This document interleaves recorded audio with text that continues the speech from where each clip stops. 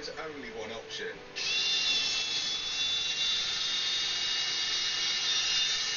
It's me just drilling a $300,000 car.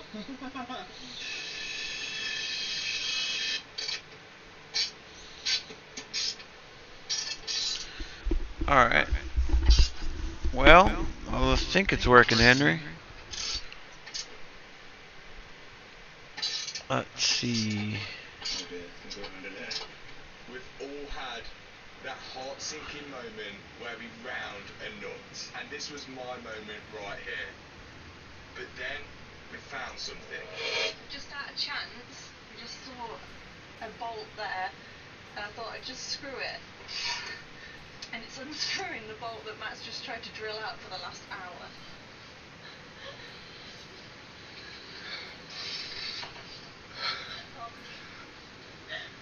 I mean, it makes perfect sense. I mean, put all the other bolts inside the car, put one outside. Wow, wow, wow, wow. Is that even coming out? Oh my god. Oh my god. I've drilled a hole in the porcelain, no reason. The stupidest thing. Look at this loop. That gives me a headache. That's a mess, isn't it? I have no idea how that would work. Still can't get to the bottom. We were one step closer now. All we had to do is remove the heater matrix, and there was 2 coolant lines which would have prevented us from removing it at the minute. Jack was unclipping them from the outside of the car, and me and Freddie were pulling it from the inside. You can see here how the heater matrix works, and we're trying to remove the heater feed hose and the heater return hose. Then we can pull the matrix out.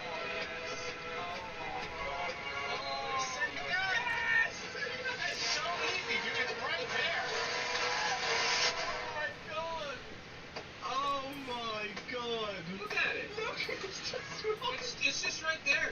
So why couldn't you? So couldn't you like just move it slightly to one side or the other? I mean, oh my god! I want to cry. This was a lot of work. Like this is an excessive amount of work. Who did this? Who did this? Who got this there? Why? There you are, my friend.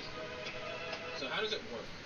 The power comes in here from the battery, and that is transferred along that into this side, I believe, and because the fuse is broken in this area, it's not transferring the power to here, which would send it all the way directly to the starter motor. This is insane. I've never seen that. I've never seen that. All of that work for this tiny fuse here. And the good news, it was actually broken. Henry, did you really just climb up here? For no reason. Yeah. You barely fit, bro. It's okay. I fit. I feel like I fit just fine. I'm holding you up. No, it's okay. It's okay, babe. Here, let me move around. Let me get in a position like this. You don't gotta hold me like a baby. Come on, what are you doing? No, I don't want to take these off. No. Just because you say so. What are you doing? What do you want from me? What? You want to drive? How you gonna drive? How are you gonna drive?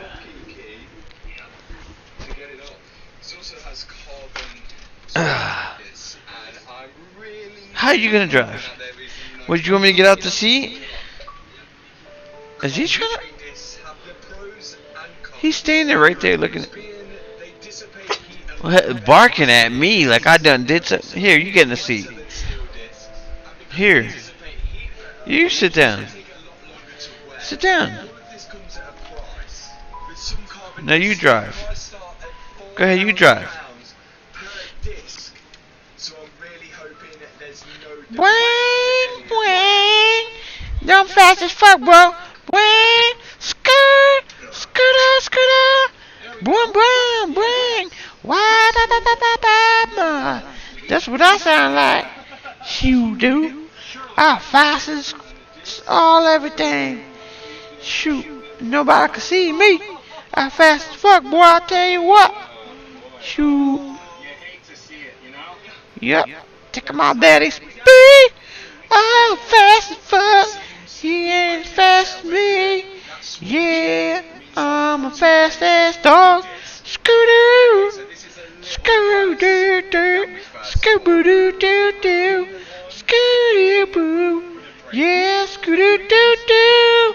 Scoo. What do do do? Suspension strut is completely snapped off. The drop link is bent. Yep. Oh my. This is a double Fast as fuck, boy. Where you think you're going? You gonna teach me how to do it? I be like this, right? One hand down here, one hand down there, right? I gotta put this in the gear like that. Just like that. I put it in the third. Right? I think. That camera looking at me right there? Yo, why this camera right here looking at me? Oh shit, I hit my sauce. Henry, you want more food? I already gave you food. You fucker. You can't eat that much. You just eat forever. You just keep on eating forever and ever. Be so full you blow up. That's how you be, Mr. Eating ass. Mr. Eating ass. Eating pants. Crazy dog. Mr. Eating pants eating over here. This is work stuff. You can't have this. Max speeding rods. Oh, dang, you messed up my whole cushion. Dang, it's all messed up, man. You got my shit all kinds of messed up, man. What, Henry? This motherfucker. Bruh, yo, your face is wet. Oh my god. Can you bet? I know a dog about to get beat up. I know that much. Sheesh. Golly. So to make this work, I've got to be so careful with the parts that I order. So the inner tie rod, just the actual ball joint, is just pulled out from the steering rack. So hopefully the steering rack's okay, and this has just pulled it out from the wheel, having the impact pulled away from the car. But we'll find out, I guess. Hello. So I've got no notes today. Been an accident, and I'm going to need some parts. And you working in insurance or looking for the parts? Out of pocket, yeah, I bought it. Henry, We were going in with low expectations. what are you doing? To buy a lot of parts, you have to be a registered And you're serious. And you're serious right now. Where are you gonna fit? Where are you gonna fit? When the wheels turn like that, what are you gonna do? Huh? What are you gonna do then? If we need any structural parts, we're looking at we might need different. You know? If we need, yes, if we need a structural. Henry, baby boy, what are you doing? Henry, no. Oh my goodness. Still bad news for getting the structural part. I fit. One thing I wanted to find out is if there was a better way of removing that part. What do you want from me, bro? What did I do? What have I done Like 2 weeks. to get all this nice attention Even the Porsche schematics. from my baby boy? It tells you it's in one part. Huh? They took everything apart there, not there. And I was like, hey, it's in the bottom of the dash. You're gonna have to get everything out. That's the C unit, the whole nine, it's right there on the floor. It's the pain in the ass. It looks like we managed to figure out. What are you doing? You want a biscuit? I'm bored of GTA Plus. GTA 1 million. You can view all your other benefits online. Pause menu. To get the dashboard back so it can begin putting it back in. E3 upholstery. Let's see what Matt's got up to. I'm sure it's pulled through. I'm sure. Only the other day we dropped. You're a good boy, but you don't fit. You don't fit. You're a good boy and a big boy. Okay? Don't be upset. Don't be upset about it. Daddy still loves you. Okay? What? Daddy still loves you. I can't drive like this, baby boy. How am I gonna buy? I gotta go for the gas over here. And that amazing turnaround, which now means I can get back to the GT3 in the unit and start refitting the full interior along with that freshly trimmed dashboard. I gotcha. I put you on the floor safely, my boy. Is that okay? Is that okay? Is that okay? Can I play? Can you lay right here instead? No, Henry, lay right here. Just lay here. Why do you have to get in the car with me? You don't... This motherfucker. I'm about to beat you up. Is what's really gonna happen. You wanna get beat up? Hands-on mechanical ability than Tim Shmee from the UK. More Inception. I'm not sure you got that right, but I hopefully can manage to do this. Do you know why I'm doing this as well? Because if that blows again or it doesn't start, I can completely blame it on you. Let's get this fitted into the absolute mess of a Porsche. So, right there, that is where it goes. That going on there? That's it. And then that is the starter motor cable. Yep, so that goes on to there. Two of them will go on there. And there it is. You know what, this is a first. I've done a lot of cool things with cars. I've never fitted a pyro fuse to a GT3. There we go. Woo! Tim's done it. It's history in the making. Now, multiple YouTubers are helping out rebuild Adam Elsie's old GT3. And the cool thing, we actually managed to save a fair bit of money on the pyro fuse. We asked Porsche how much it would cost for a new pyro fuse. It's $384. $384. And that is because they won't sell this thing separately. You have to buy this full fuse box with it. But if you check the part number on this thing, it's just a Volkswagen and Audi part, which is used on loads of Volkswagen and Audis across the world. And this, well, it was $18 off eBay. It's the little savings that are going to matter when rebuilding this GT3. But now's the time I've got to rebuild this interior. Time to reassemble the fuse box, which includes that almighty pyro fuse. Then the heater matrix with the blower box could go back into place, which sort of sits in position right behind the dashboard. Then I've got to go to the front of the car and connect the aircon lines to that heater box. The aircon pipes are connected with a bolt, and then the two cooler pipes for the heater blowers, the feed and the return ones, are connected with rubber hoses. I lubricated them up a bit just so they slid on a little bit easier. Now I've just got to remember where all of this went. Here we go. Now that the heater matrix is installed, I've got this aluminium frame to go back in, which the dashboard and everything else sits on. The hardest part about this is just remembering where all the wiring moves routed around this metal frame. Because if you get one thing wrong, you may have to take it all back out again to route the wire the correct way. The networks are down, the equipment is ready, and we've crippled their supplies. Mrs. Rackman has written our check and given us the green light. We're good to finally move on that submarine and stop this threat once and for all. When you're ready, get your crew together and head back to planet. Wine is truly stout in all of the songs, and we're proud to sponsor our very own Joy Orbison on his new radio station, Still Slipping Los And it's Santos. simply these Alcantara knee pads which go to the side of the centre console. And it's just a case of putting each trim in the correct order. And on this, I ended up having to take out some trim in order to put some trim in, because it only goes in one way. Okay, the centre console is in. The next step is the dashboard, but I think I've got all of the connectors and everything in the right place now. It's just a case of building it all back up, and I just hope that I've not forgot to plug anything in. Now it's time for the dashboard and the airbags.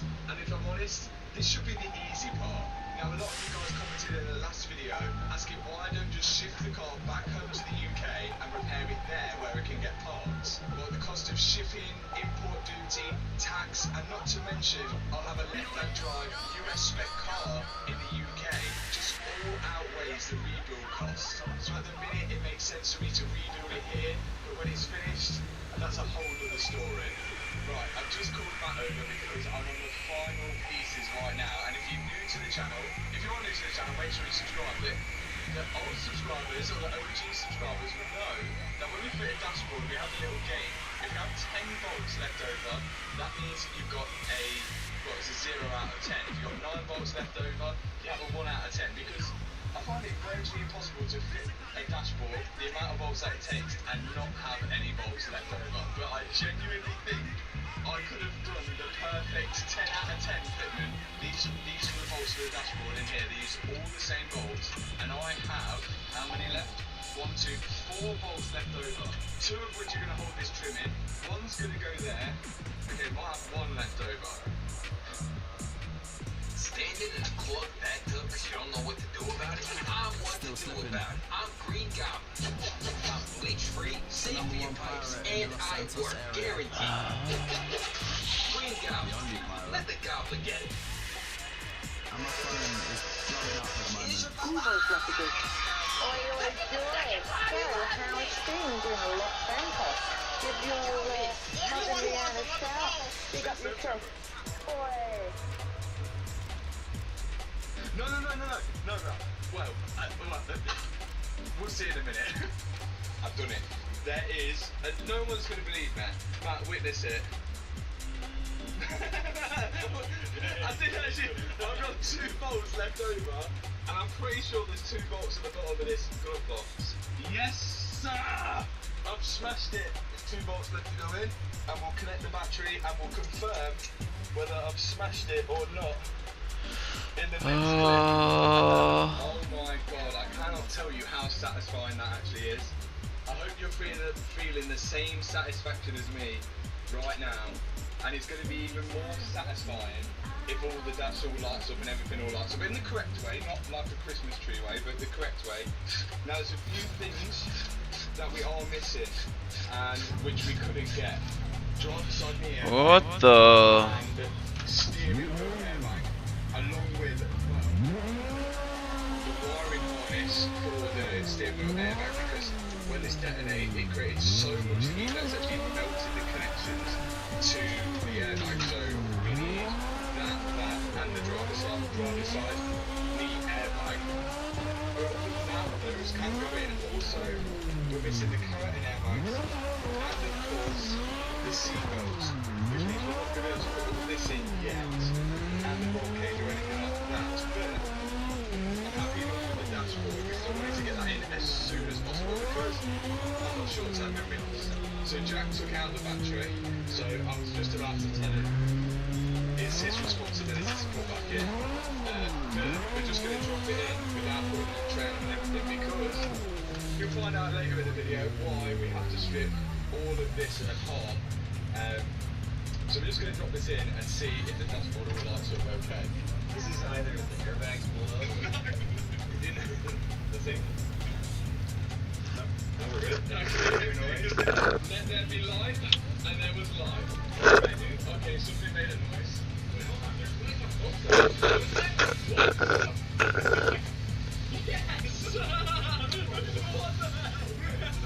Yeah, good. So, a new dashboard fixed.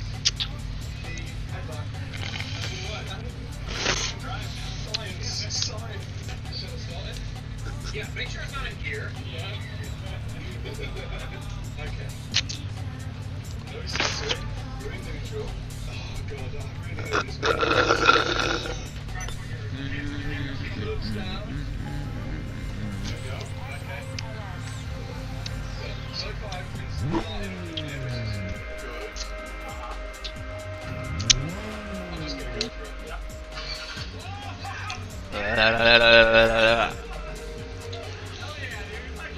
Bobby.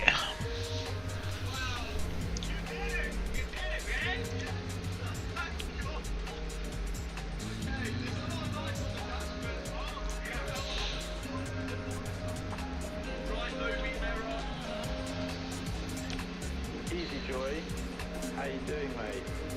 You were going to give me a ring when you got to Los Angeles. Yes, it starts with the key and not pushing it down. I'm calling out of the kindness of my heart to remind you that they drive on the wrong side of the road over there. So make sure you look which way you're going when you're crossing the road, alright? So listen, good luck with the radio station. Do a step forever, my brother. Make them go scooter. About that. the dashboard was in, but we're a long way from fixing this board. Now I can throw my attention to the actual damage. So originally we thought that we might have just got away with some suspension damage on this, but it turns out it's a little bit more sinister than that. We now know that this thing has damaged the front top. So in order to kind of work out what's next, I've just got to strip all this apart so we can take a better look at it, and then we can really go from there.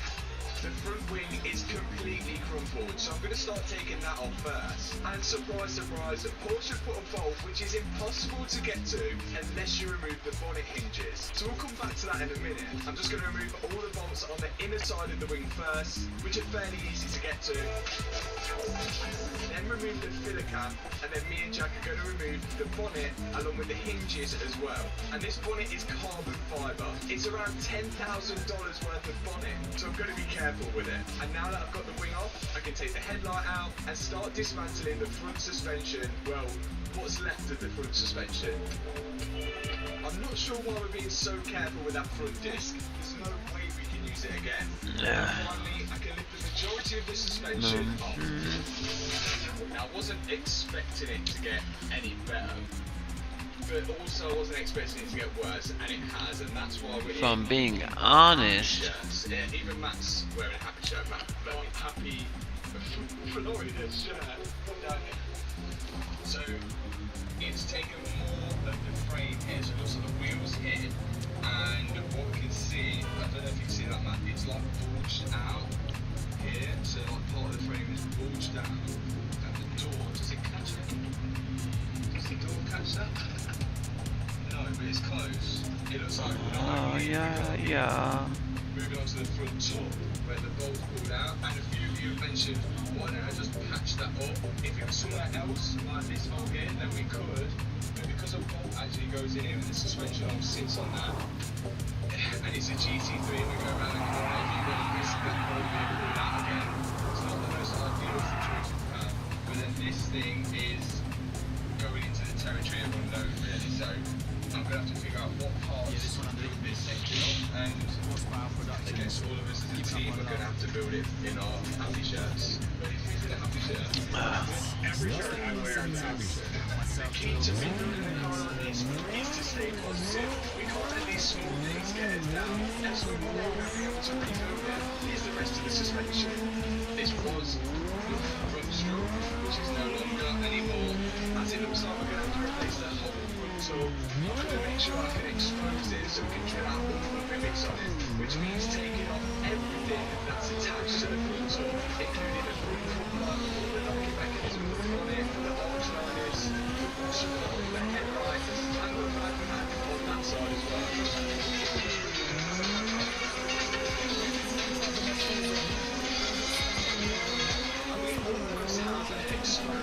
So I've just got to take off the rest of the side suspension without breaking anything. And as the front subframe is also damaged, I might as well take off the front subframe with all that suspension attached to it. So I'm getting the car in the air, removing the upper tray.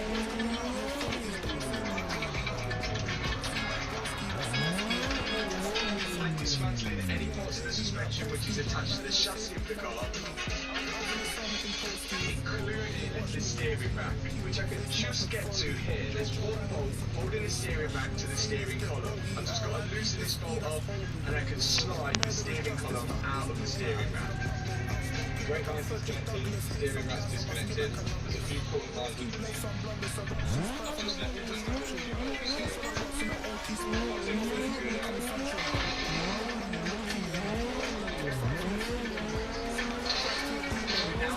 Team to loosen the last few bolts of the front suspension and guide it down with the jacks. Okay, the subframe is down and off, and quite clearly there's damage to this bolt right here. Whether this is because of structure or not, we don't know. I don't think so, because it's on and we can get this more than just the bits that we should back. A9. A9. So we've got a clear vision now of where the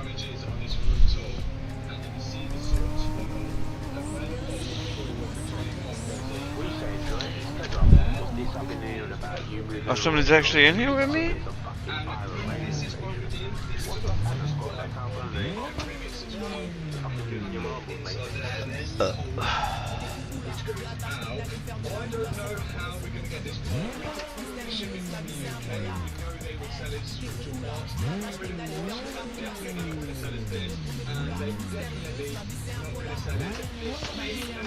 So, plan of action.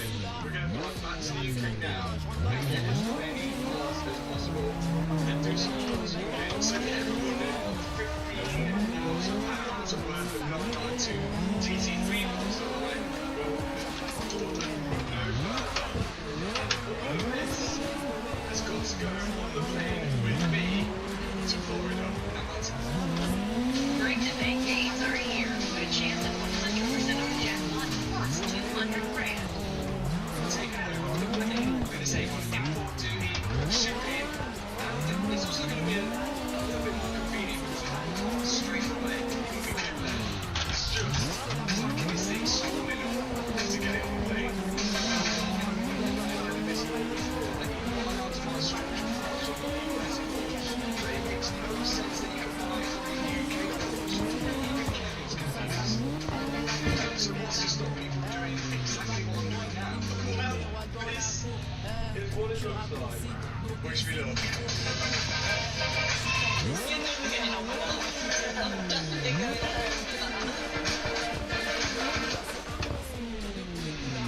It's really not gonna enter it.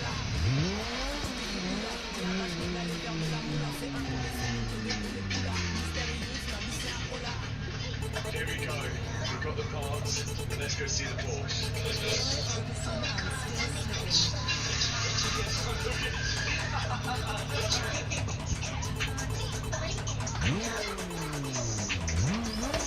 So myself and the parts once again have made it to Florida.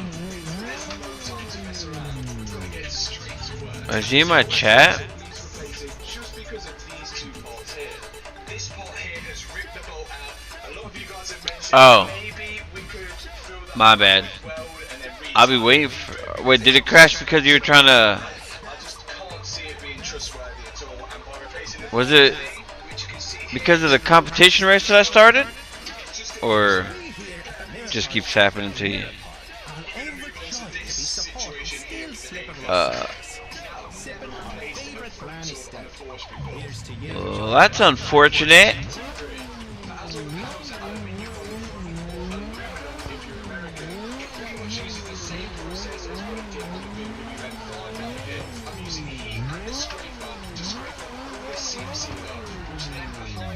But I feel like you can buy a BMW like this cheaper than you can find a Nissan like that.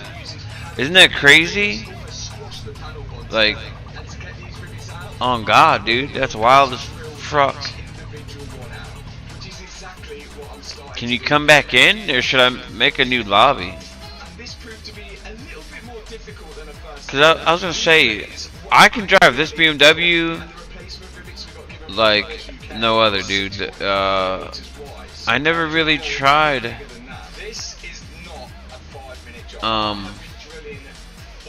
I tried like a 240, the older 240 SX. I never really tried driving an actual like Nissan, like.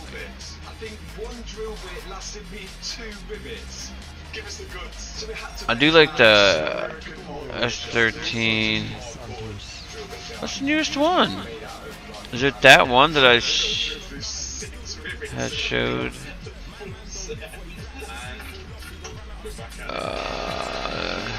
Let's go to Nissan. Alright. 240.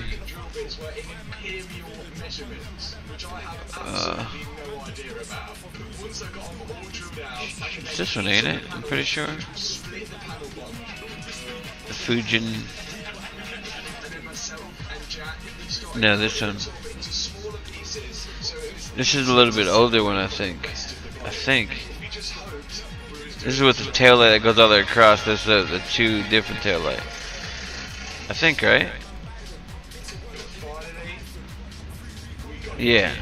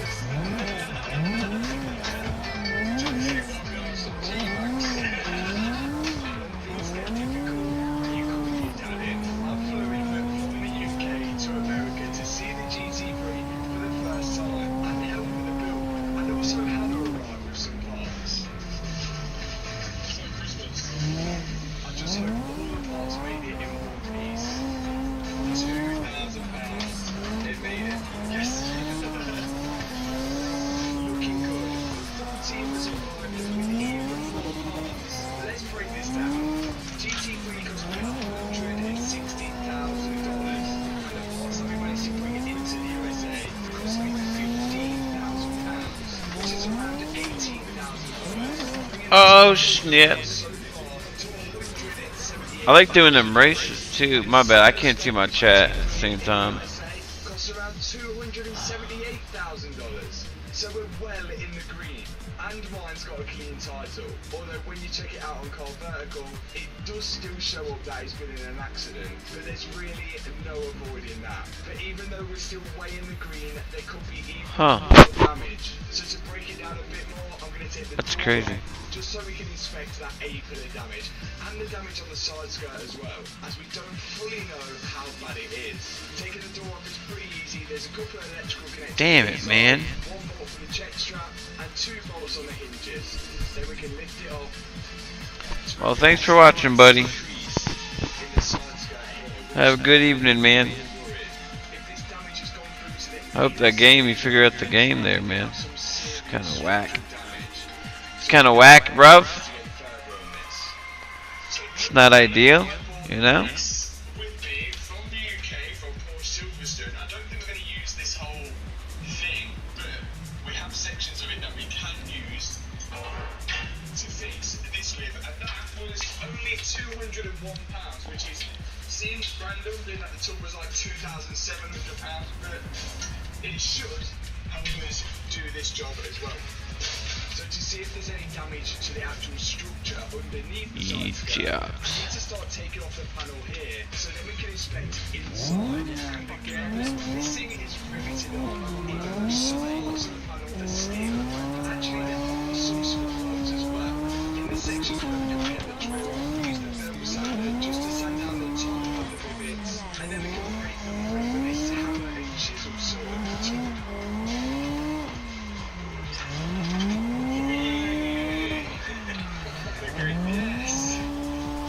And there is the inner structure, and most importantly, there's no damage to it, which is good. This is the structural part right at the bottom. You can see the strength in it, it's really thick, but all of the damage is literally caused to the outer skin, which is good news. There's no structural damage as such. So in order to save a lot of money here and a lot of time, instead of replacing that full side skirt, which is part of the quarter panel, Jack's going to attach this pulling tool, and we're going to apply a lot of heat whilst trying to pull it straight. Because this was aluminium, we have to be really careful when we pull it, because it could just snap, which means we'll have to buy a bulletproof one. So this part takes a lot of patience and heat. Jack has pretty much got this side skirt back into position where it's supposed to be. Like this is looking nice and smooth how it's meant to be, and this is the shape it's supposed to be. And now this, look at that, it's sensational stuff. It goes up right in there. That just needs to be riveted in and welded and bonded as well, and then this one will be cleaned up and it'll be just as good as new. I didn't make it. It's time to test fit the front up. Get the flock out of here. So now, more drilling, which is exactly what I wanted to be doing, considering now the tool is loaded up and onto an extent. We've got to use the old stuff I've already drilled out as a template to drill out on the hinge. So drill out all of these holes up again so we can apply the panel, and then That's cute. it's actually not too bad of a job so far. Right, let's get drill out. So let's get the rest drilled out. This is another vital part of the job. We've got to make sure that this front tub goes in the exact same place that it came out. Because even if it's a millimetre out, it will completely throw the alignment off. Remember, the suspension arms which bolt to the front tub, and also the whole front subframe bolts to it. So moving this out of line can have the car crabbing down the road, but we've done our best to line it up, drill out the holes, and make sure all the rivets slot into those holes. And now we've got to take it off one more time. As I've mentioned, Porsche will not tell us the procedure of fitting this to the Porsche, but they can sell us everything, including the bond they use to fix it to the car. This is like a 2-part bond, 1 part red, 1 part white, don't know what else in it, managed to get it on the plane. From what we've taken off, we can see where the panel bond was, which you can see along these bits here. Any part that was rivet, there was panel bond. So we're going to run panel bond all along these edges, and then the rivets are going to squash the new panels together, and then hopefully set. You I don't know if we've got fucker. time on here. It might say, it might not say, but hopefully, I think that's going to do it. But someone will probably let us know in the comments that it's wrong, but let's do it. Vital part number 2. As soon as we apply this panel bond, we think we have a maximum of around 45-minute setting time, which means the front tub has got to be on with all the rivets in within 45 minutes. And even applying this panel bond takes time. Got to be so careful to only get it on the parts where each panel are connected to each other. So we've got the full team on it now.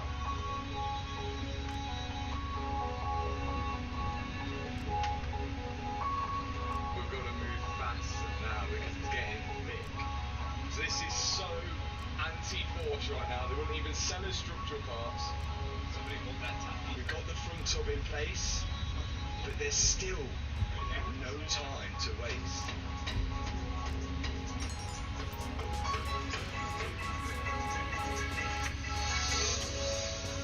Riveting it first before we put the bolts tight. Now we've got the place, rivets in, and then use the rivet gun to push them in. Because if we push one rivet in first, it might move it around, and we won't get any other rivets in. But things are going smoothly so far.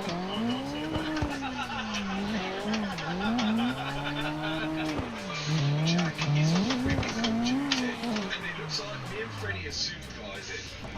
You can see how the rivet pulls each panel together, which is really going to give it that strong bond that these structural panels need.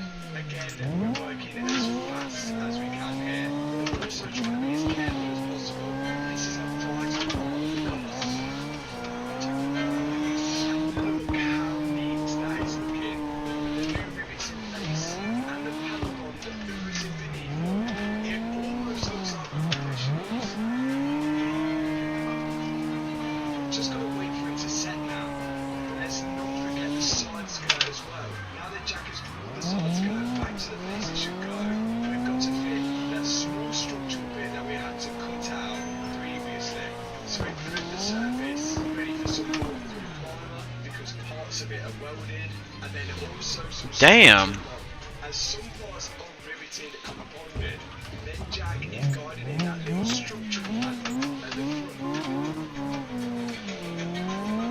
And in go the rivets. We can save the welding until later.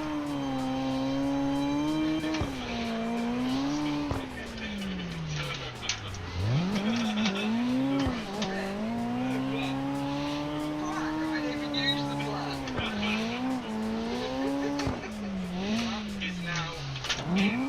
Apart from there's a few bits of spot welding that we need to do just to tack it all in nicely, and then a little bit more bodywork. But a productive few days on the GC3. Most of the big bodywork is done. We've now got the front tub in and that.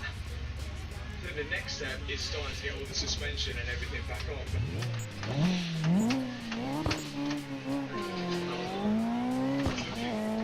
That's up to an extent. Yesterday, all the rivets in, bonded on, we've done some work to the heat club, and now it's starting all the suspension components and everything from now on. So, yeah, so there's a pretty bad move. It seems even Chris from Champion Porsche was shocked that the UK could sell us structural parts, but the US couldn't. But now I'm just waiting to find out whether they would sell us airbags. After a small wait, it seems we got the all clear on it. Just needed Hannah to pay for it. I've got money. We have secured not only some parts, but also airbags. They can't sell you structural parts, but they can sell you airbags. And what sense does that make when there's one mistake that I made later in the video that could see us taking a second trip down here? And being that we've spent a small fortune here, it seemed wrong not to ask the question. Oh, can we see the GT3RS?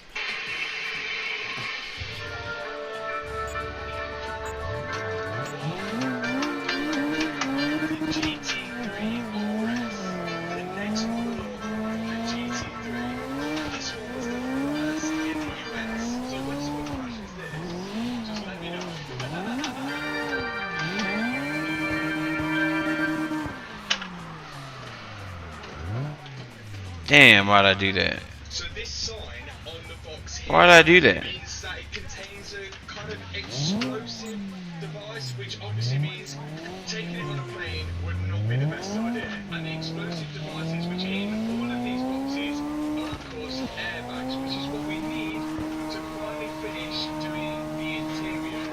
We're just missing a few airbags, like the curtain airbags, which start over there, on the airbag, and of course the steering wheel airbag. As well as the steering wheel airbag, we needed the steering wheel airbag wiring loop. That's because the old one melted to the old airbag when it deployed. Because they get so hot, and I'm hoping as well that this new wiring loop will stop the horn from being constantly on. I don't need that much angle. We won't find whether that worked until we get the battery connected and try and start it again. So this fitment looks the weirdest thing because you can move around this airbag like that, which I've never remembered you could do, but everything's all in place and feels like it should work, and that's how it is, but I just don't remember there being that movable, but there's no way you can fix that to be any better because it only has two fixing points each side which push in, so I'm saying that's done, but we won't find out until the battery's connected. The next airbag to go in is the curtain airbag. These are usually hidden above the headliner, and it's the same in the box. They're all the way to the rear quarter, and then it's only a bunch of non-reusable clips to clip it into the roof. And whilst I was doing that, my dad started prepping the front tub ready for paint. So exciting. Even though the Porsche only had damage to the right-hand side of the car, all of the airbag deployed in the accident, which I couldn't imagine how noisy and how scary that would have been. You can even see on Adam's hand here, it looks like the airbags actually burnt it. So as much as they are in the car for safety, they also can cause injury as well. I'm just finishing up on the final curtain airbag, and there is one last airbag ready to go in, which is the knee airbag, which is mounted. Let's fucking go! Let's go! That was dope. The seat belts tend to Alright. into the seat, so make sure you're in the right position when the airbag blows. Go back to the lobby. Obviously nobody's gonna play with me, so It uses like an explosive device, and when that blows, you have to get it either reset or buy a new one. And unfortunately, on this 992, we're going to have to buy new ones. But from Porsche, it's extortionate. But I think I've got lucky here, because I managed to find a set of seatbelts in the same colour on eBay, which was still expensive at $1,500, but with one issue. They came out of a Carrera 4S, which means the seatbelts have a slightly different part number. But I was willing to take the risk to see if these work. The Carrera uses the same chassis as the GT3, so I can't see why not. The only difference being that the 4S has 4 seats and the GT3 has only 2. How tight these were. Oh, and another difference, the GT3 has a carbon bucket seats, whereas the Carrera just has the regular comfort seats. They still seem to be working. Got new seatbelts in. Gettin. And the best part about it, we've got some spare seatbelts which should have been for the rear, so we could sell these to somebody that needs rear seatbelts in yellow for a 992, which I can imagine is going to be so good for many people.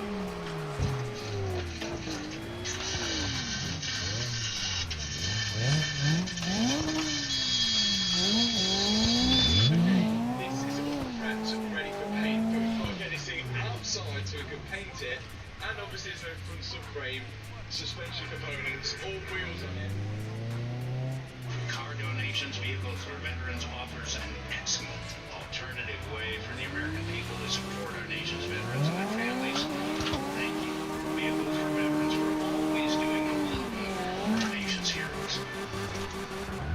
With so many choices on Booking.com, there are so many Tina Feys I could be. So I hired body doubles. Mountain climbing Tina at a cabin. Or tree climbing Tina at a beach resort. Nice. Booking.com, yeah. did he just leave his own? Controls the streets, controls the city. I'm here now.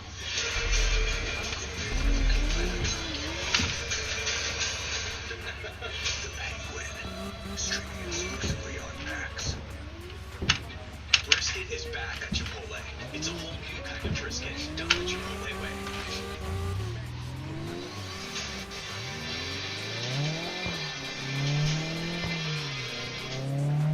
So we're going to get it on skates with the back wheels and sort of wheel barrel around the kids go on. So Jack just finished up the final welds to the front top, and that leaves it pretty much all ready for paint. But there's a few more things that we need to do to it before we apply the first coat.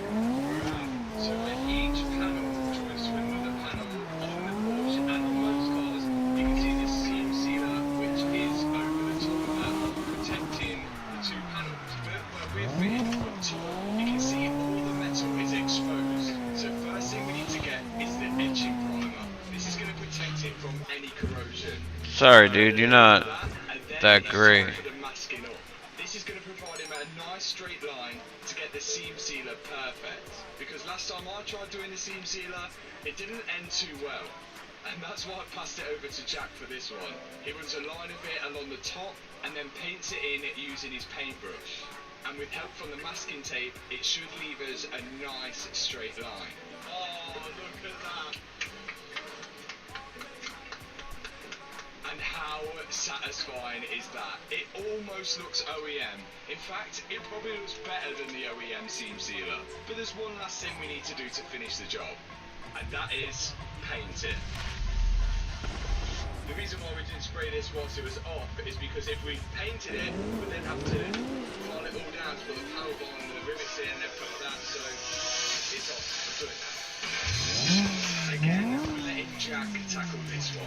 He got the exact paint coat in the ultraviolet, mixed in the paint shop, and now we're just spraying it all over the front top. When the car leaves the factory, it only has a base coat on this front top, so the paint wasn't too great to start with. But now it looks absolutely incredible, especially with the new seam sealer. It's the best looking front top in the world, I'd say. It's looking good though. Look at that, it's paint to sample. Don't crush it.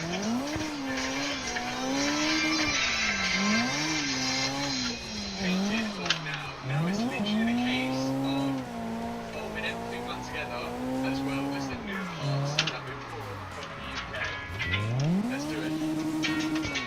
Once we have all this assembled, I doubt you can remember that this car has been in an accident. So on the back of this crash bar, if we fit that airbag correctly and put it working right, then these horns shouldn't be on when we start the car. Else these are going to be screaming. I guess we won't find that out until we connect the battery up later in the video and try and start it. But now finally, the Porsche is starting to look like a Porsche again. The front cover is on, and so is the crash bar. Next up is the radiators. This is the left-hand side radiator with aircon radiator and fan on the back. And this is the right-hand side one. Well, was the right-hand side one, which again rips half the tub out with it as well.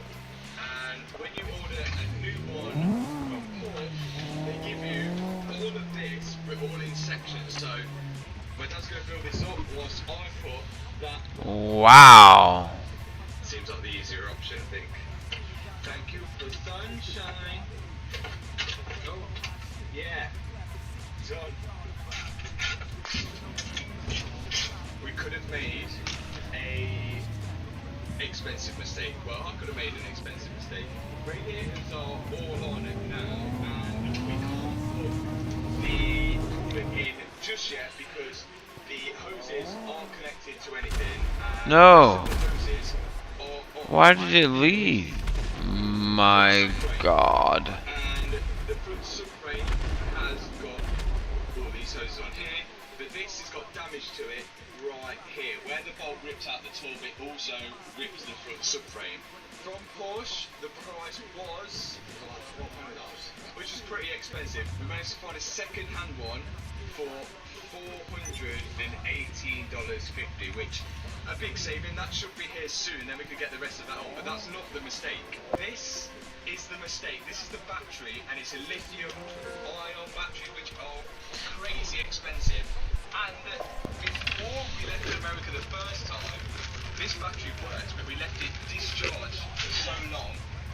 it's got absolutely zero charge in it, like nothing, completely nothing. And if we can't revive it, I dread to think we're just going to leave it on charge overnight, check back with you in the morning, we'll see if it works, we're going to start the car and see if it starts up. If it doesn't, I dread to think how much this is going to be. This one mistake could cost thousands. But I guess we won't know whether it gets any charge until we leave it overnight. Yeah, what's happening here? Has any charge? Fingers crossed. Else we're going to ring Porsche and find out how much one of these batteries actually is. Matt's just dodging parts. Wow, how can you just die like that? 0.0.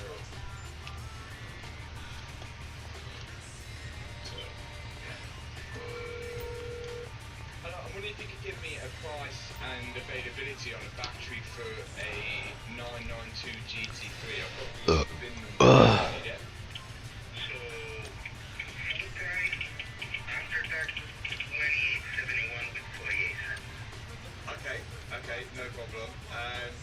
What we're going to try and do is get ours working, and if we can't, then we're going to give you a call back, and yeah, so because it's quite an expensive battery, $2,800 for one battery, and all it does is start the car. Let's hope we can get ours working. So my battery was completely dead, and buying a new one wasn't even in the equation. So we've got to figure a way of kicking my one back into life. The battery chargers weren't charging my battery because it wasn't registering any volts at all. So Freddie came up with the idea to put jumper leads from a spare battery onto my battery and then put the charging cables onto my battery, tricking the charger to think that it had some voltage so it would start charging my battery.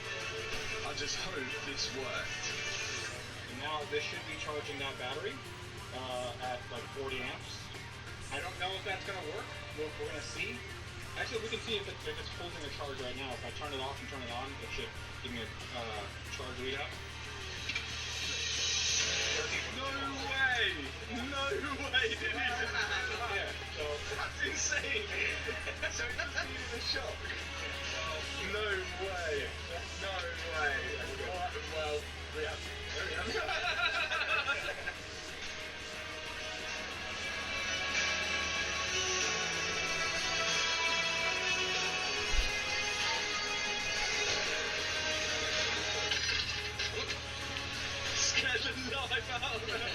That's okay, we're good. I only got slightly, I might need to change my mind. Seat's not bolted in, so I'm not sure. Cuts down. Power. Well, the good news is the horn's not on, and we've got the airbag in. I'm going to test it. Prepare.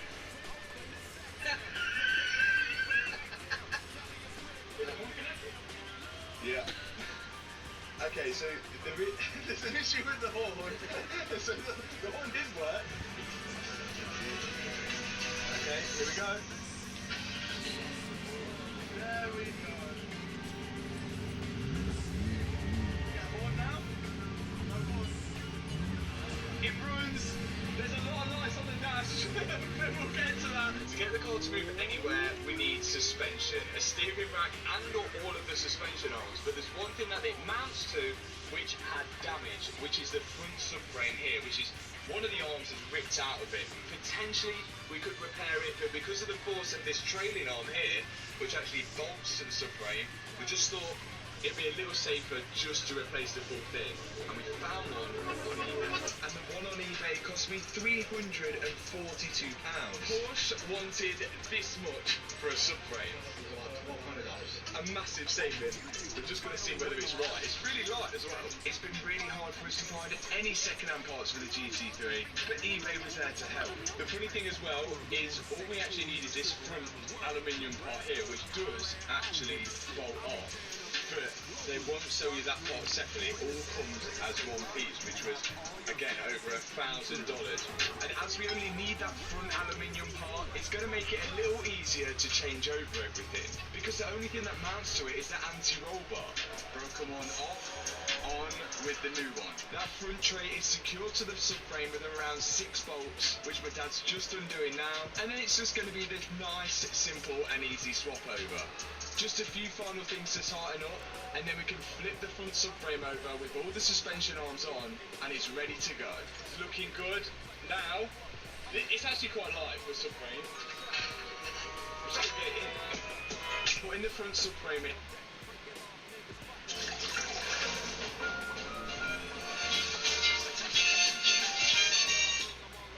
In on the boards is fairly easy but time consuming. What I'm first going to do is get the suspension strut located to the chassis of the car. Then I can put the top mount nuts on, which would then at least hold part of the subframe up. Then we're going to go underneath the car and attach all the nuts and bolts, and there's even coolant lines on this subframe. So let's connect this coolant hose, which runs all the way back down to the engine. This coolant hose, which again goes all the way back down to the engine with the radiators on the front. There's a little coolant hose at the top, and then there's all these connectors as well. And I'm not sure what that thing is, but it's connected anyway. And before you know it, the left side suspension was pretty much all attached to the car. Just tightening everything up now. One final thing I've got to do is attach the steering column to the steering rack, which sits on the subframe. And I've got to be careful to put this in the same way it came out, else my steering will be all over the place. And last but definitely not least, the carbon ceramic front disc. This side had no damage to it, and I want to keep it that way. So I've got to be super careful when fitting this thing back on. And then for the yellow caliper, which on Porsche signify that it's got a carbon ceramic disc.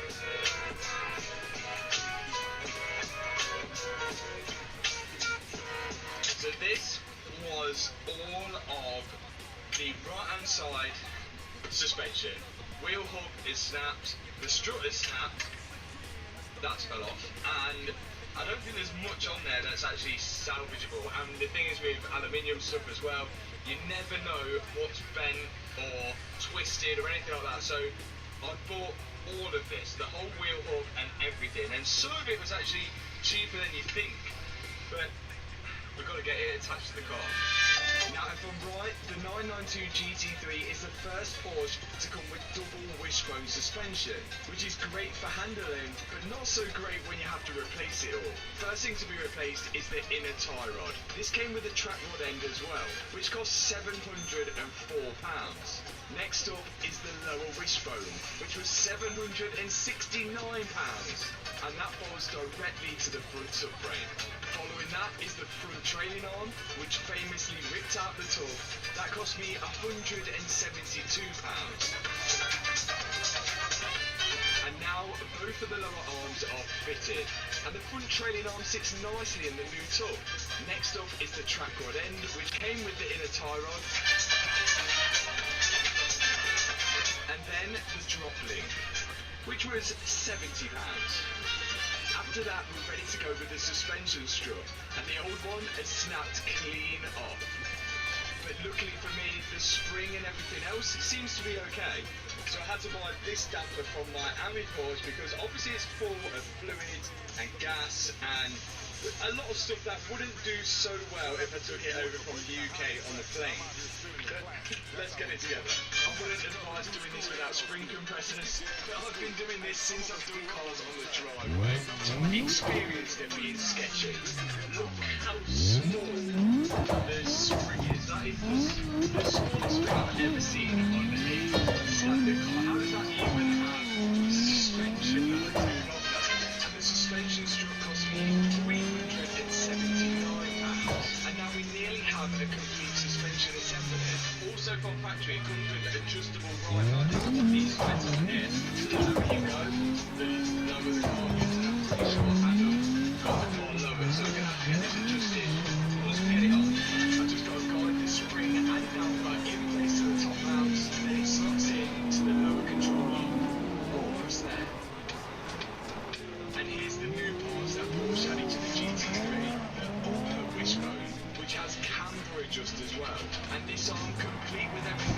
cost me £428. And it doesn't stop there.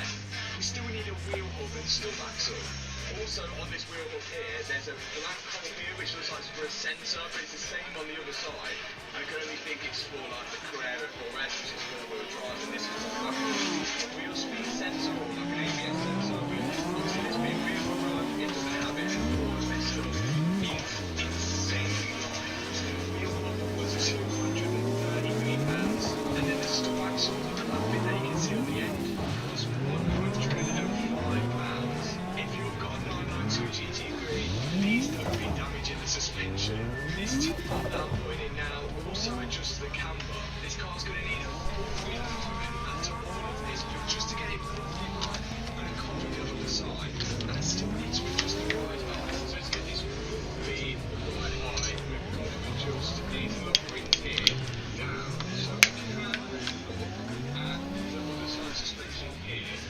Technically speaking, you're not really supposed to do it like the same each side. Obviously, the weight on each corner of the vehicle is going to be different. That will make the ride height different on each corner. But just to get it roughly about like that now, I'm going to measure it really accurately with probably a finger. I ended up substituting the finger for a socket, and then we can roughly adjust the ride height to how it is on the other side, and then lock it in place with the lock ring. So this is the old brake disc, and these are really light because they're made out of carbon fibre, which dissipate heat better so they last longer. But we've got to replace this only because of this small chip at the top here. And because of how light they are, and the fact that they're made out of carbon fibre, that means they're also super expensive. Porsche in the US wanted $7,000 for a new disc. Porsche in the UK want £5,000. I hate when a fucking shirt feels tight as hell. From the UK, which is still expensive as anything. £600. Now I know you're supposed to replace them in pairs, but this car's only done around 2,000 miles, so I don't fancy spending another £3,600. I'm sure one disc will be fine, but I don't know. And on goes the most expensive part of the suspension assembly, and this whole unit together on one side totals up to a massive £6,460. That is on and looking. Oh, you got jokes. The new suspension components as well. And this, I think I'm going to give this away to one of you guys. Let's say the next 100 people that order from the shop, anything over the value of £10, like the hoodie,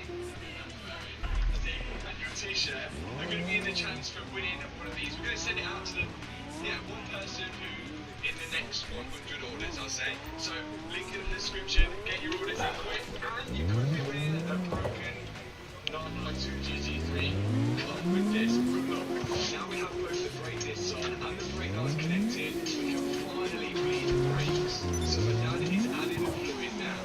So I'm pumping the brake pedal into the floor, whilst my dad is opening the bleeding pools on the caliper, getting all the air out to stop us from having a spongy brake pedal, which is exactly what we're doing. Brake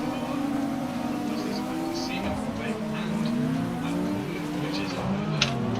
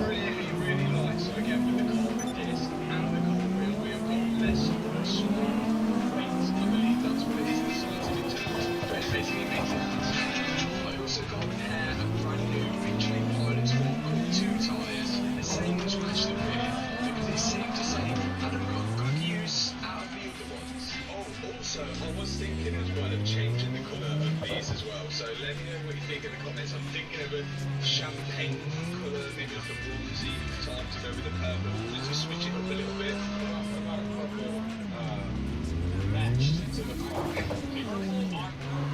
Okay, now I'm gonna have a purple interior. I know we have to get more on done, but I'm not sure about it. Maybe not so much purple alloys to buy a purple car, but let me know what colour you would do the alloys in the comment section below. Definitely swing it towards the champagne colour, but now the tyres on and the wheel colours, finally we're back on for the first time since the accident.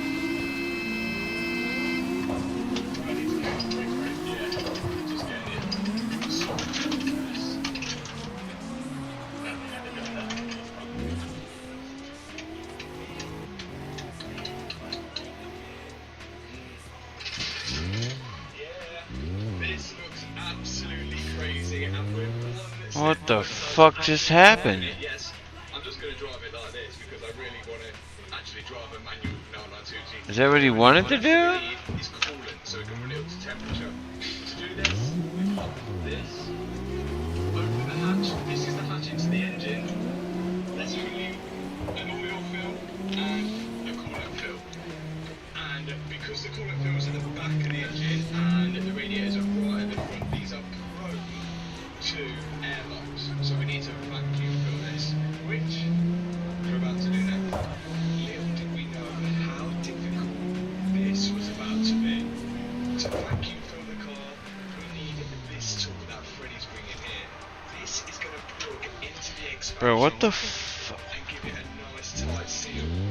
After that, you attach an air line to it, which then blows compressed air across the vacuum filler, which creates a vacuum inside the cooling system, sucking any air or any leftover coolant that's in the system out of it. And whilst it was doing that, we were checking for any leaks or seal code. So it's time to add the coolant because we have a vacuum. We can now put this on, and when I open up the tap, it's going to suck all the coolant through.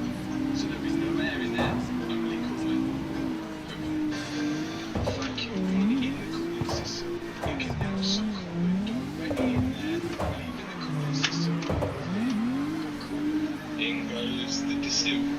We've had 2 American gallons of antifreeze and now 2 American gallons of distilled, a 50-50 mix, which is what it says. Stopped. Okay, so we can top up the rest up from here now. The cooling system is now filled and we can now remove the vacuum filler. I'll run the car now and let it all run through. See if it goes up to temperature with no issues, and then it could be ready for the first one. Now if there is any air in the cooling system, the engine is likely to overheat, which could cause catastrophic failure. So that's the last thing we want.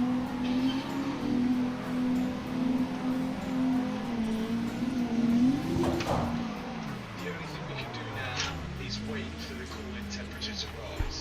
And on this car, it should sit around 185 Fahrenheit, but it just kept rising. We're getting to hot, which could mean yes. we could have an airlock somewhere. Yeah. You could just have it at like 2.5 RPM a little bit and see if maybe it works on the air levels out. Okay. No. There's a silly procedure like put your foot on the brake, turn this indicator. Okay, so give it some revs.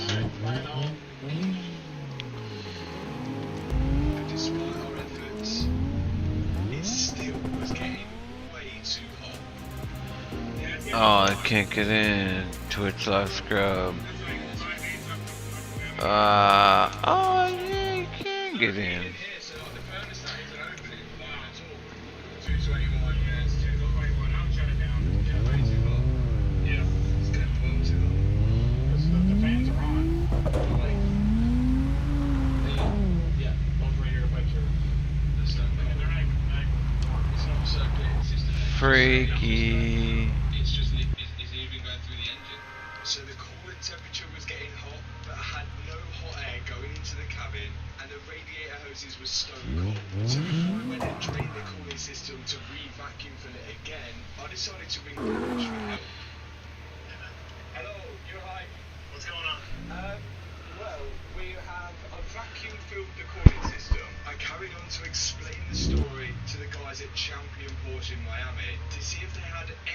hear what was going on, or whether there was any special procedure. Did you... How long did you let it sit on vacuum for? Not long, like 10 minutes.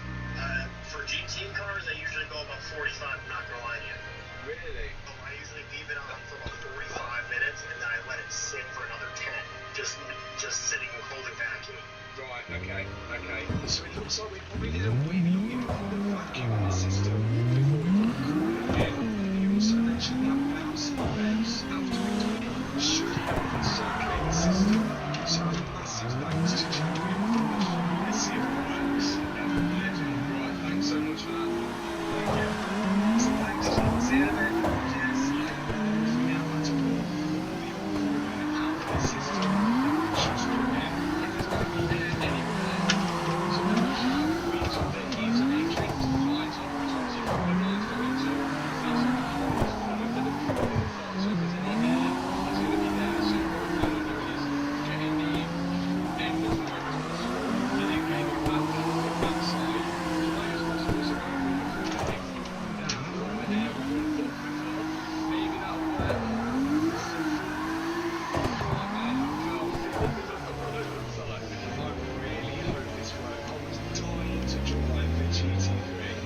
So careful about this feeling. I got the cool to get any time air bubbles in it, just to breathe it for the second time. Technique on the jack, how to find out whether it works.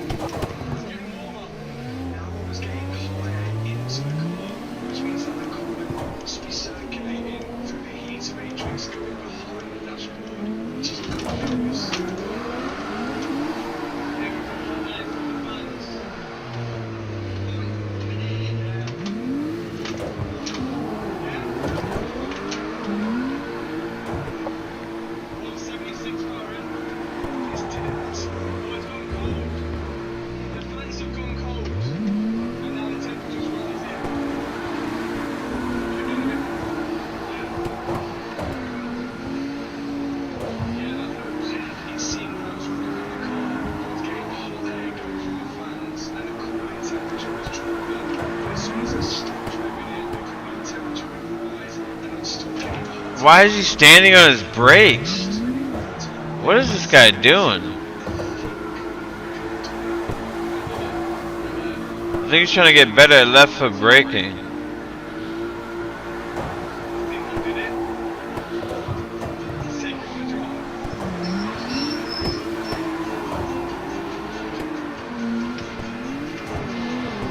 Well, it's one way to practice.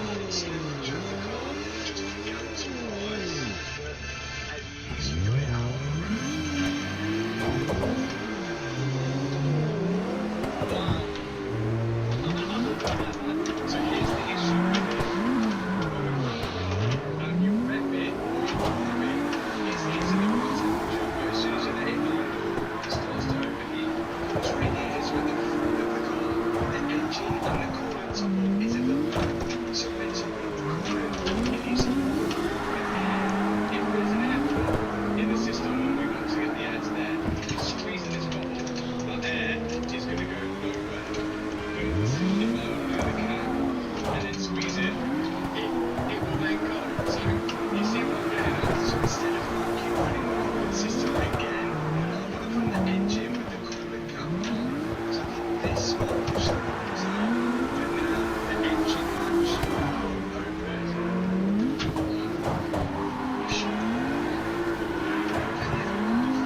For some reason, it wouldn't open. So I scanned the codes for it, and there was no codes related to the engine fan. The only other option I could think of is last time we opened it, we had the door connected to the car. So back on goes the driver's side door. Then we're going to see if it opens after that. Could it be because the door's locked, you can't open the engine hatch? But what sense does that make? I don't know, but there's two connectors for the door. And one's not connected, but give it a try.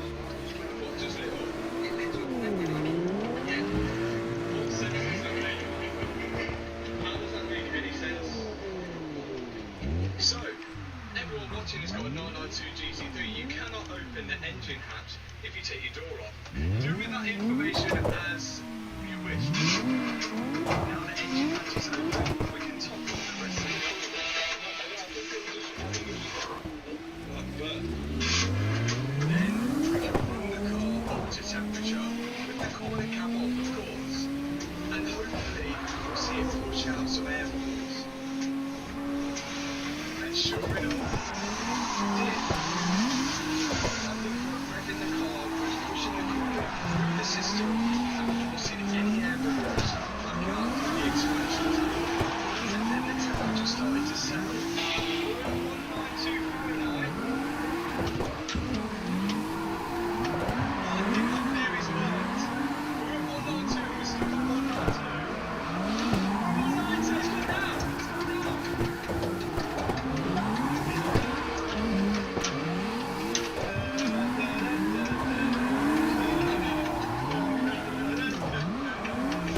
One issue solved as we're putting down a timer in the US, and it's heavy. To get it ready for paint, including the front wings, opening the doors, and of course the bonnet, but there was still more problems. The new wing slash fender is on worse, you see, and a little bit, so we all had to fly back to the UK and have a run for it. It wasn't working, neither were any of these bubble kits, including the guys mentioned in the comment that this metal plate inside the steering wheel there, which grounds out the horn when you push it down, could be bent when we get it out. It did actually bend, so thanks so much for all you guys are commenting and helping out. We've tried to manipulate it back, but if that doesn't work, we could either be looking at a potential use for worst case a clock spring. Back when we was taking the original broken airbag off, the glue which connects to the airbag, and it actually melted to it, so that's when we went I installed that and I put the airbag Oh. check the fuses, which are all seem good. So the next step was the clock spring. This allows the power to be sent to the steering wheel from the steering column, Yeah. still allowing the steering wheel to be turned round in a circle. But again, that seemed good. So we put back on the old wiring loop to see if that made a difference. But all's working, so it could be a fault that we got.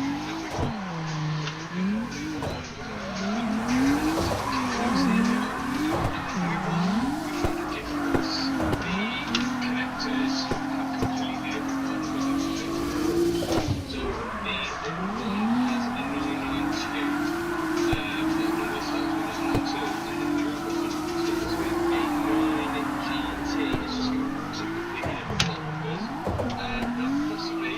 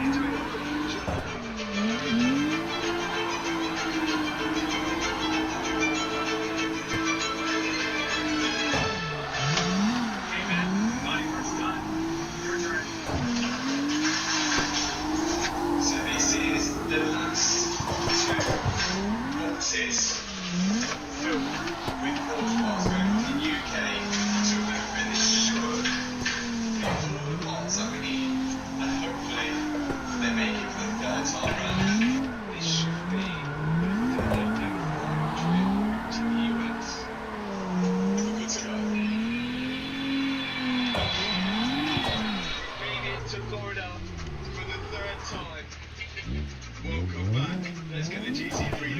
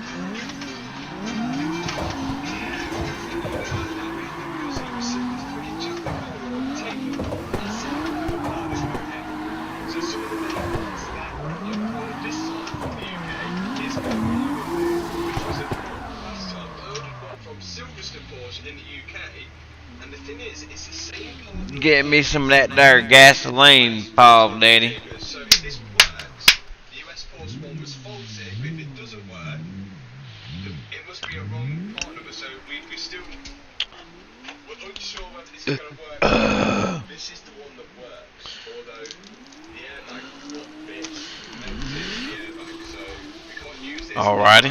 Worst case scenario, we'll have to chop off. How's it looking, fellas? I don't really want to do that. Well, nobody's there, but it looks epic to me.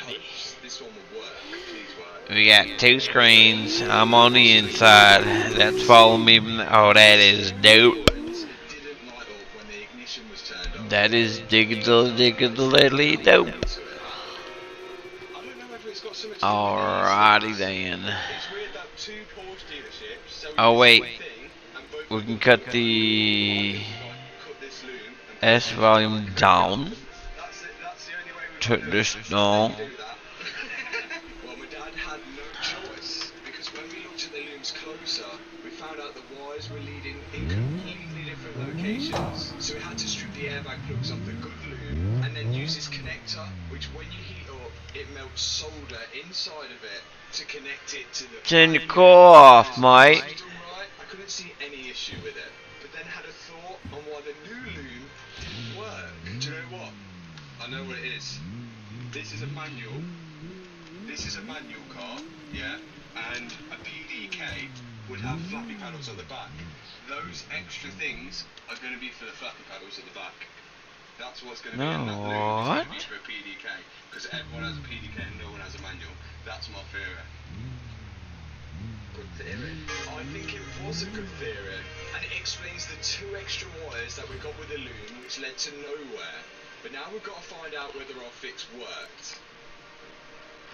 Right. Come on. Please work.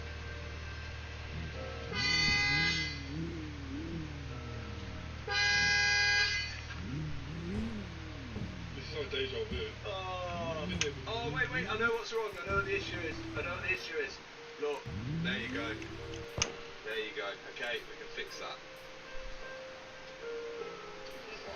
Hey! Better. Yay! Yes! Okay, we fixed it. Now we just got to plug the airbag into it. Boom. The buttons work! And that looks way... Look, that's proper solid. Remember last time? That was all wobbly, wasn't it? That's solid as a rock. And... Hi guys! Finally, the horn and the steering wheel buttons were fixed. Time to rebuild up the rest of the car. Starting with the rear quarter window, which just bolts in. Then moving on to the passenger side seatbelt. If this seatbelt isn't located properly, then it will stay completely locked. Hop in right now, mate. Hop in right now. Let's go, Mops. Right, Henry? Tell him, Henry. Yeah, let's go, Mops. My name's Henry, and I'm a red-nosed pit bull. I don't know why, because my nose is light brown, just like your butthole. I think. Right, buddy? Most humans' buttholes are brown, like my nose. So I can eat that ass and nobody can tell. Henry, you gay? Damn, I have no idea. That's a wee good question. I think I am bisexual. I like everything. Boy, girl, a big hole, a small hole, a little hole, a wide hole, a wet hole, a dry hole, a stinky hole, a smelly good hole, and no matter to me. I tell you that.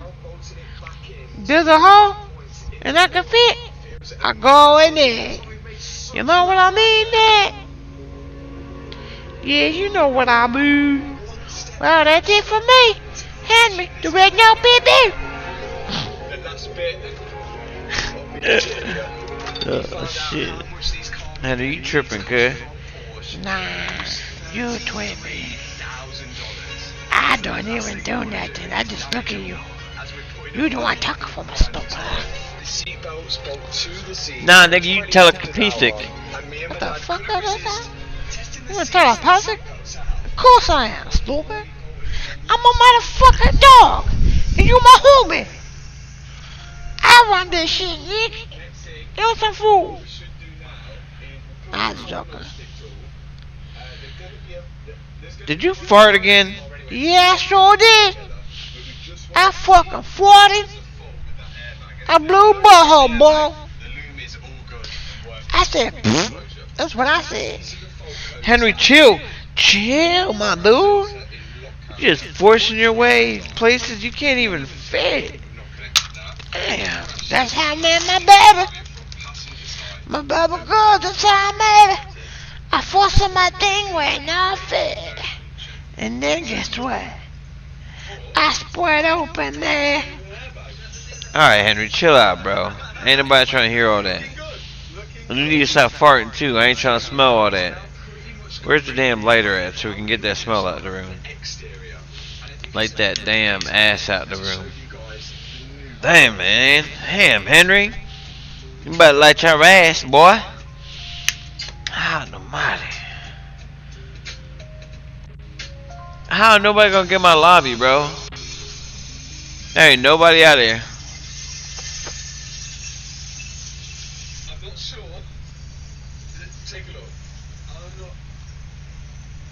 I think it might look good. Let me know what you think in the comment section below with the wheel colour. I think it's contrasting nicely. You can definitely see the wheels a lot more, but it's going to be really hard to tell until we actually fit them to the car and lower it all down. Okay, there's quite a lot to do, including the front of the car, the back of the car, and the door. All of this has been painted. Issue with having it painted is that you've got to strip apart the whole door and a lot of the trims to do so. And now we've got to put it all back together. And we weren't the ones who took this thing apart. Jack stripped the door down whilst we was away. But we're going to try and put this thing back together without asking for his help. And putting the door handle on was fairly tricky. Although in this edit, it looks like we did it in a matter of seconds. It took a lot longer than that. These door handles aren't your normal door handles. They pop out from the door. Yeah! Now that we've got the handle on, it's time for the wing mirror. You have to guide the wiring down through the door and then slide the wing mirror into the door.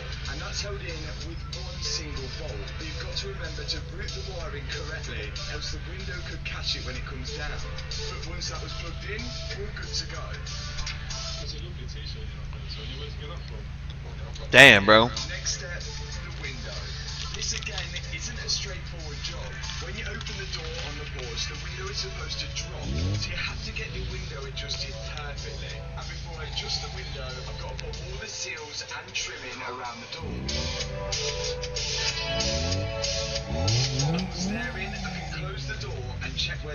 window sits, and adjust the window up or down accordingly to make sure it's sitting in the right place. And once I'm happy with the position of the window, I go back inside and tighten both the clamps up to lock it in place. What do you think that?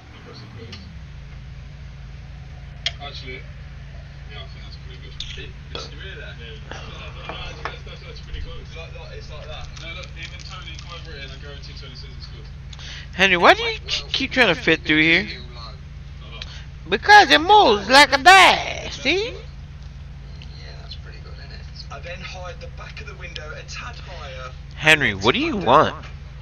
I want to get a car ride, Daddy. I want to go drifting. Why you think you're the only one that like a dash stuff? Here, let me get in the car with you. I just stay right here like this. Next step is all the electronics which sit in the door. Alright, look. You ready? Henry, look, this screen. This screen here. Watch out. You gotta watch out, Henry. Your face, you gotta watch out. Look at that screen. Oh, wait, look. My bad. You can look at this screen, too. The rear lights, the spoiler, the top piece of the spoiler, and all the electrics which go on the back. Whether we can remember how this thing went is a different story. There. But I think the car will start. You can look at this screen or that screen. Once this is all on, so we've got to drill this bumper up first. Again, the bumper is built up of loads of components. The American registration plate holder is void from the back. Fake. You ready? I'm going for it. Alright, you're making it a little bit harder than I thought.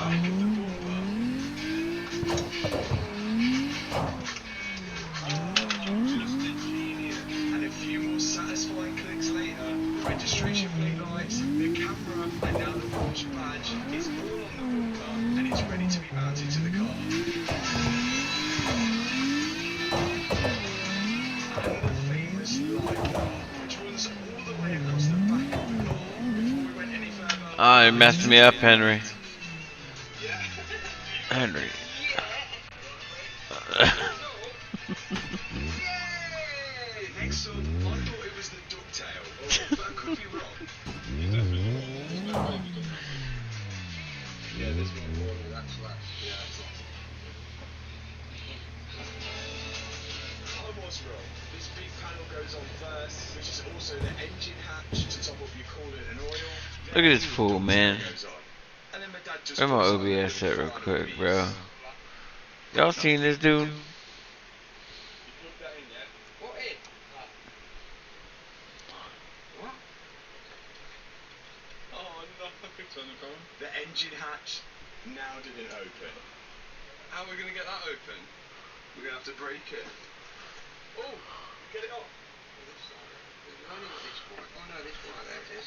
Bro, I'm gonna suck you with Call of Duty, alright? AK? First off, and nobody even likes that game, so hop in this game. And get your son's wheel hooked up and learn how to do this, so you can drift with your dog in the car like I do. Like my dog likes to do, see? My dog's a top G. Yeah, or if the switch breaks, you can open that 12 volts to it to pop it up. Okay, wang. The final piece to finish the rear end of the car is Squad neck spoiler, which is self-explanatory to fit. Then in goes the rear arch liner.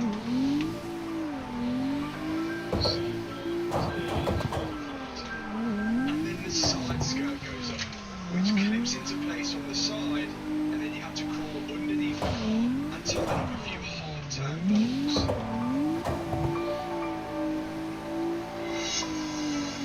It is really coming together now.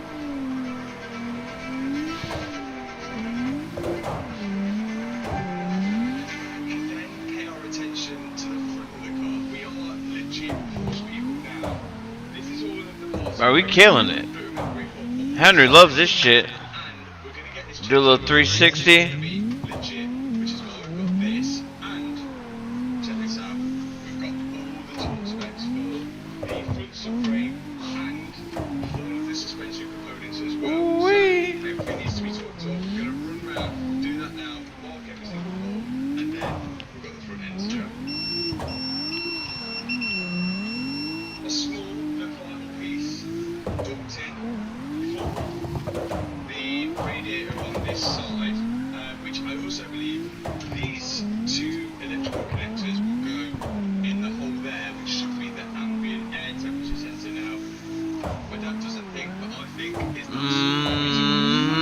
Bro, you seen this, dog? What the outdoor temperature is, but we'll find out when we install the new temperature sensor. Let's get this on.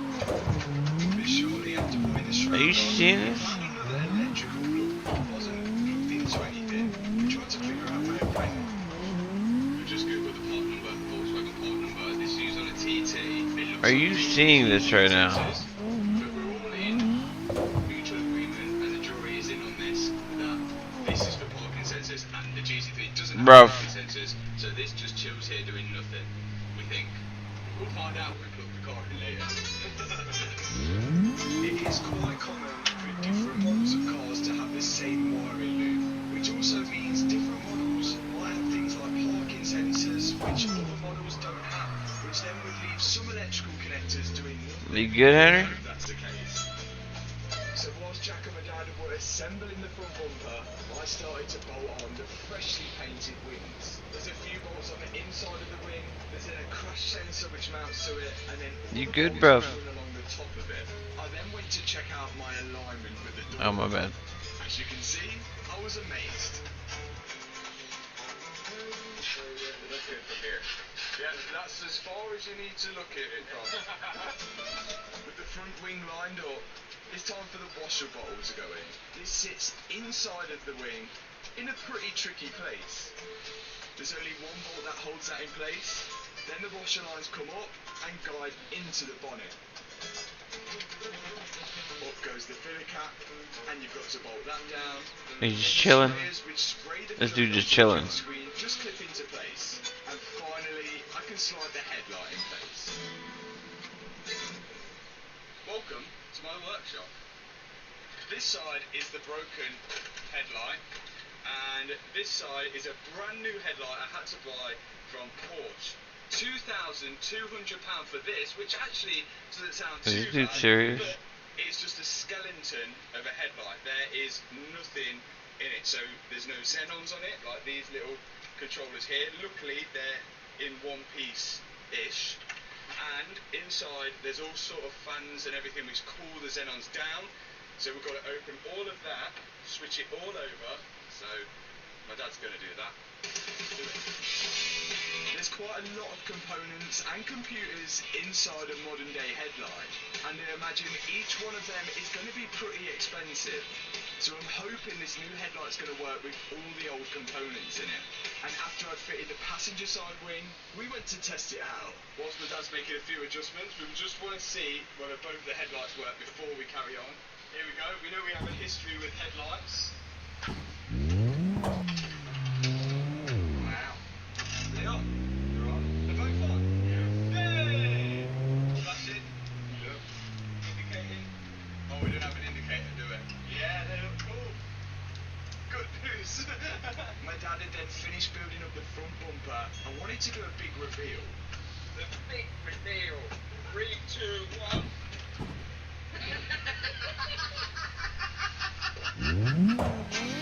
After an anticlimactic big reveal, I started to get the car ready for the new front bumper.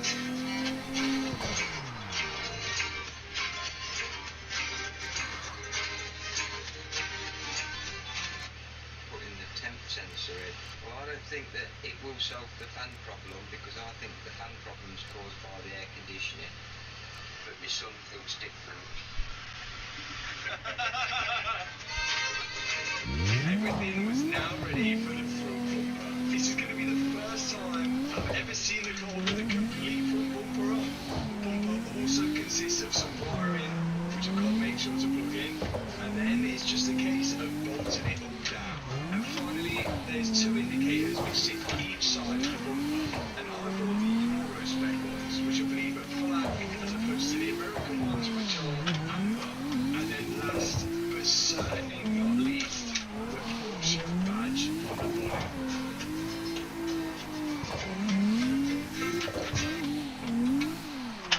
No. Yeah, boy. Sick. We was bound to miss one part. And that would be Supposed to say 1, 2, 3, go, but whatever. the outsider. Was the front right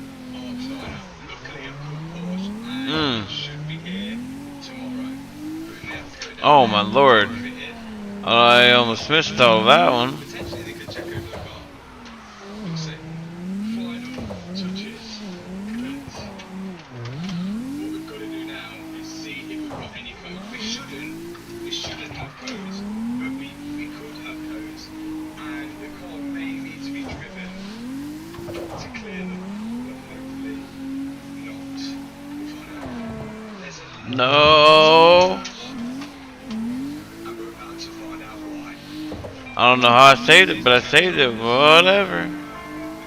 Oh, whatever, dude. Would you look at that? Would you just look at that? Man, I'm a beast. Got a whole dog on me. Right, Henry? I just tell it. I don't know what's going on, but I like car rides and I like car. What you doing? We still had an airbag warning light, and the diagnostic tool was telling me that it's still registering. See, I like that. And no matter how Oh, ba ba ba ba ba. Ri-di-di-da-da-da-da. special tool to cancel the airbag. That's my car. Was telling me that the front right wheel speed sensor. Who's a good boy? Who's a good boy, Henry? Who's a big baby? He's at what? What's going on, dude? I don't know what's going on. It was thinking that the front right wheel was doing over 3,000 kilometers an hour, which definitely wasn't right. So we needed to check some wiring out. Right, can't see any break in the wires up there. So now we're wondering whether it's the fault with the wire that runs to the ABS sensor. So we're going to Straight up mega backy cut. from this side to the other side and see if we get the same fault. And then if we do get the same fault on that side, we know it's that wire. But if we don't, it's got to be something further up the line. And after my dad got This is what the takeover kids think is cool. Backing it up. yes, that's it. The tiniest little thing. Yeah, there you go. It's broken. There it is. That's the fault. Yes. So whilst my dad repaired the wiring, I started See that? That's called a backy. Oh my gosh. Now wood and MLC like these alloys. I think there was a video where he said he might do them champagne coloured, and now he's gonna get to see this one and see what they would have looked like. Not so well. Oh, dip. Did not know there was a wrestling rink out there.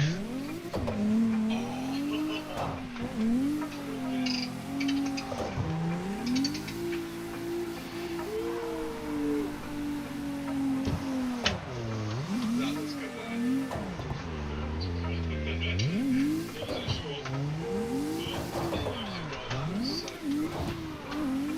This has got me really excited. Massive thanks to Wheelmania for sorting these I feel like out as well, because there's a lot of weight on my legs right now or something.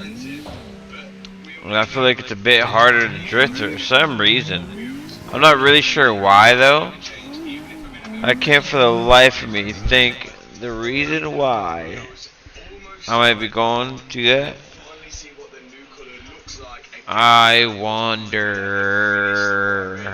And you can start to put it. Is this dude sleeping on me? We could run the diagnostic tool to see if How it's you just a gonna? wheel speed issue. This Right, motherfucker that's all just in. go to sleep I'm on gonna me. erase all the codes, He and then we'll just wanna see sleep if we on get me. any back. There we go. Bruh. Hey, up. Is the ignition on? This motherfucker just wanna sleep on Yeah, me. leave it. Henry. The airbag just passed with no faults. We think after trying to clear the airbag codes, we should have turned the car off and You let trying to something sleep on me, bro? wrong, because now there's no Nah, dude. Oh my God. I don't fall asleep. How have we done this? Of course not. Dang. Of course that's not what I did. We've got tyre pressure sensor Of course I fucking went to sleep, motherfucker. and What you got in your hand for me? Camera You video ain't got open nothing in circuit. this. Remember that plug on the front. There must have been a front camera, but Shit. not for this car. AK, you taking a break from what? Work? Not a place. No, I'm calling it. I think we're good. What's up, my boy? Let's get the wheels on. What's up, my boy? This was it. You got your car ride? Did you get it in? Don't put your ears up like, what? You just did it. You just did it. Okay, mister. Well, can I go with you to walk tomorrow? I know you'll be going to walk with the car. I want to go out to walk in the car. I like it to twerk too, because the twerk button seater. The big seater for me. Right, Daddy? Right, my boo? Damn. If the fans run, we haven't gassed the aircon yet, but the ambient air temperature sensor is on, and we have a Is that reading it? 74 Fahrenheit. Dang, he's still getting my arm, dude. You saw that? You see what he does, right? Watch. Any fans? No fans?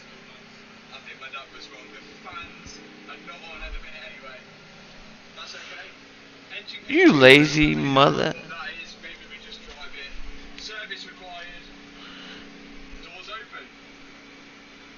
He's like, come on, bro. With this guy, dude. Henry. Henry.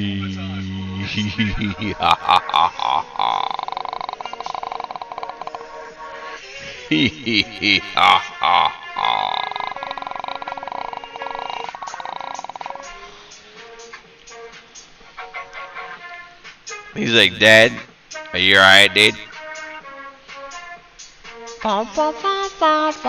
44.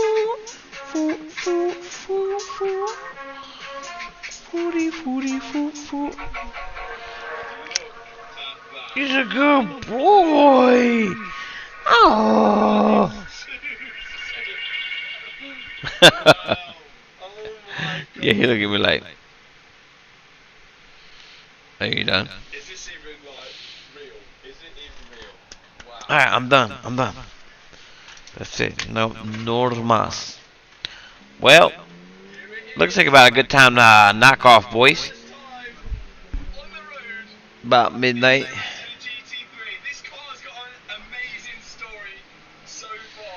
Yeah, I should get to sleep. I only got like 6, maybe 7 hours. So we'll see what's going on, boys. This is not ideal. This is not ideal, boys. Alright, later, homie.